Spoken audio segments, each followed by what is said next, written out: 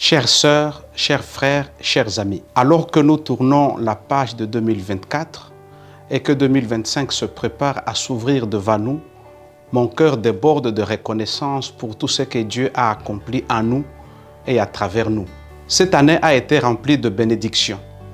Nous avons été témoins de vies transformées, des communautés engagées dans l'amour et le service, et même de nouvelles acquisitions de bâtiments pour soutenir notre mission.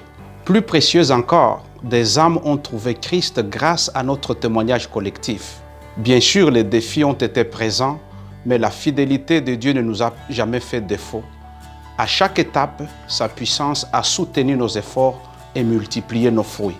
Je rends gloire à Dieu pour les nombreuses initiatives qui ont porté des fruits cette année, notamment des efforts missionnaires, des campagnes d'évangélisation, des projets communautaires et de programmes dédiés à notre jeunesse. Nous avons également célébré la consécration des nouveaux pasteurs, l'inauguration du nouveau studio de Il est écrit, l'acquisition de nouveaux bâtiments pour les églises, ainsi qu'un site de camp, sans oublier le succès des nombreux programmes organisés par nos différents départements. Alors que nous avançons vers cette nouvelle année, je vous invite à continuer à marcher dans la vision quinquennale de notre fédération.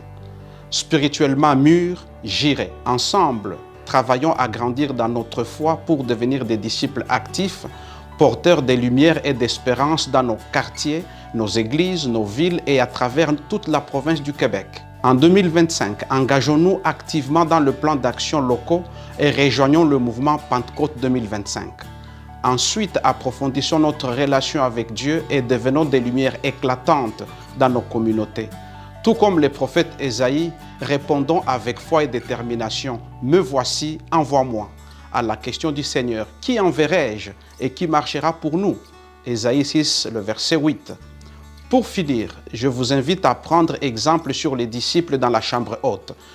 Cherchons dans un esprit de cohésion la présence et la direction de l'Esprit de Dieu avec humilité et foi. Prions pour que notre Église au Québec soit guidée par sa main et que nous devenions des témoins encore plus fidèles de son amour. Que la paix et la joie de Jésus remplissent vos cœurs en cette période festive. Que cette nouvelle année soit pour chacun de nous une opportunité de renouveler notre foi et notre engagement. Que Dieu vous bénisse abondamment, vous et vos familles. Bonne et heureuse année 2025.